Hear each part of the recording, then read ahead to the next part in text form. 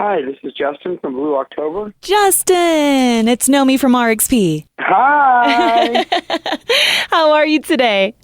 I'm doing fabulous. How are you? I'm doing well, thank you. I'm so excited to talk to you. Thank you so much for taking the time to, hit me up. Oh, whatever. Thank you so much for just, being interested in talking to little old me. Little old you, come on now. Oh, well, So we are so excited that you're coming to Colorado Springs, first of all, on September 21st. Now, is this your first Colorado Springs concert? Yes, it is, actually. Because I know you've hit up Denver several times. How are you with the altitude? Oh, I'm good. I think I live a lot healthier life now, so it's like I actually work out and stuff, so I'm going to be pretty good this time. If you would have asked me that 3 years ago, I would have said, have the oxygen tanks ready. Yeah, it's a whole different story when you get up here. I'm not originally from Colorado, so my first month here was a complete struggle. Going upstairs is like, okay, I can do this.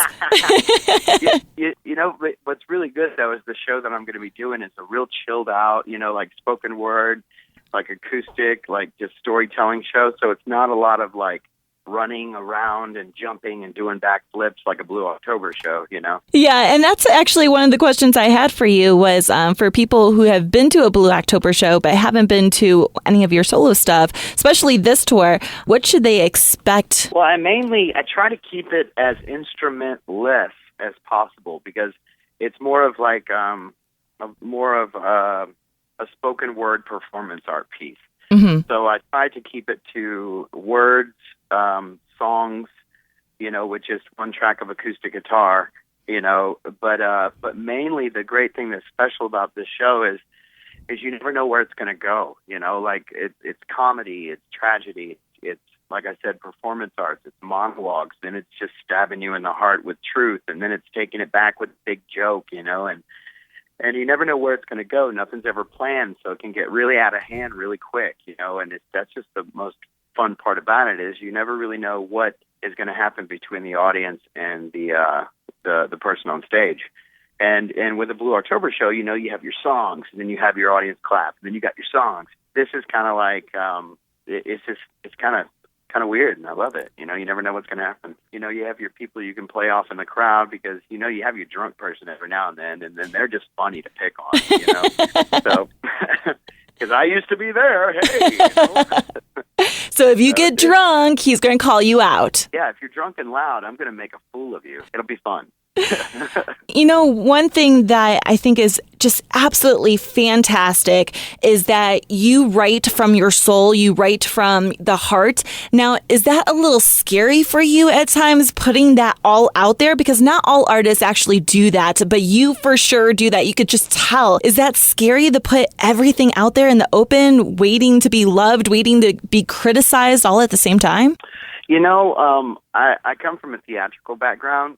So it's like I was used to people saying, no, you don't get the part, So when I started music and I started writing just really brutally honest, it was such a freeing thing because there's a sense of powerlessness that is very freeing in this day and age where if you don't like me, hey, I'm powerless over that. So the more I put out there, the more I feel unique, the more I feel like I've got something to say. Is it scary? It's scary when you look at albums like Any Man in America. Yeah. That's when, I was out of my mind and I was really honest. Do I regret it? Absolutely not. But would I ever go back to that intensity of being that honest for such selfish reasons? Probably not, because I'm in a totally different place. But am I proud that I did it? Oh, yeah. Of course it comes back and bites you in the ass at times. I write a song like this song called The End, and it's about this guy who goes crazy and ends up murdering his family. And that it's completely fictitious. But of course, when you're going through divorce and stuff like that, and that's brought up in court, you kind of got to stand there and go, whew, wow, that one bit me in the ass. Boy, do I look crazy. Cuckoo. Right. But then you just know that, hey, there were people like Stephen King that wrote this kind of stuff. There's people, just because it's music doesn't mean you can't. That's what I absolutely love about your writing, is that it is so unique. It is so brutally honest, and it takes a lot of guts to put that out there. I'm going to be honest with you because, obviously people are going to love it, and most people that I know do love it, but there's always that one person that gets power behind the keyboard and just likes to crap on everybody's parade. You know what I'm saying? So it's just a little nerve-wracking, I would think, to put that all out there. You gotta love those people, though. You gotta love the haters. You just have to. You have to embrace them because, they have their opinions. They all have their opinions, and I like I said, I'm powerless over that. And I think that if I tried to make everybody happy in this world, boy, I'd be letting myself down so much. Right, exactly. So nowadays, I just try to honor my wife and my kids and the true people that have supported me over the past 20-something years, and I'm good. Level of success for me is whether or not I have diapers on my kids and they have some sort of money that's going to go to college one day. Right. That's success. So if somebody wants to hate on me, go ahead. My kid's still going to go to college. Being that you are now focusing on your solo projects and everything, is that kind of weird not being with, friends and family? Jeremy, you've been with touring, making music. Is that weird not to have a family member around you constantly? Well, I got my wife with me constantly. She goes everywhere I go. She's in the bus with me with my 2-year-old. She's here in California with me right now while I'm taking this acting conservatory. But I'm the kind of person that always has to stay busy. Like the band took the summer off because a few people were having kids, and I saw that as an opportunity to spread my wings and do different things. So we all support each other in our endeavors. And man, what would I do with just 2.5 months of sitting on my butt? Oh, that's so boring. Life is to take chances. Go out there and take it, This morning we woke up, and I'm in Santa Monica. This morning we woke up at 4:30 and we went and shot a video for Fear at 5:30 a.m. on the beach. And it was just like, wow, this is amazing. 3 years ago, I wouldn't have even thought of being up before 11 a.m. And here I am doing this. I'm so blessed and so grateful. And then I get to come to Colorado Springs and play for, a station that supported me for God knows how long, and I'm just grateful every day. That's so inspiring. It's just, stop it. No, it really is. It really is inspiring. I personally don't get to hear this kind of stuff every day. There are some artists that have not realized how lucky they have it at that moment, So it's truly a relief to hear that from just a fantastic artist. You're very sweet. You're calling me an artist in the first place. Oh, I got all blushed. Now, you did talk about acting. How is the acting classes going? And is that going to lead to a future project that, like Hollywood or something? Oh, yeah.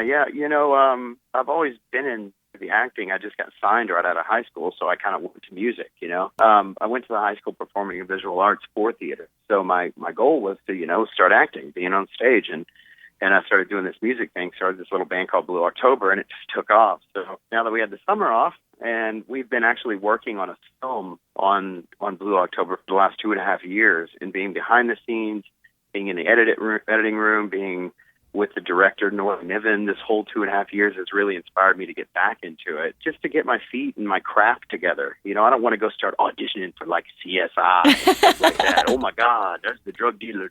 Oh, we did good.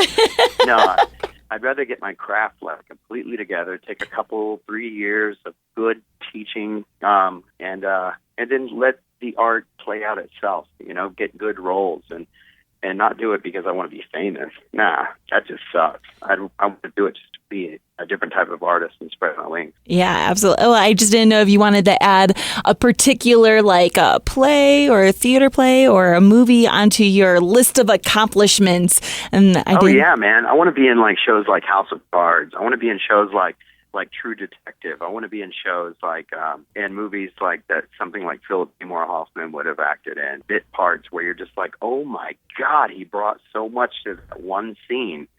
I want to, I really respect actors like Giovanni Ribisi, and who just everything he plays is just so different, and it's just so out there, and it just, and then I'd love to do stage. So, whatever.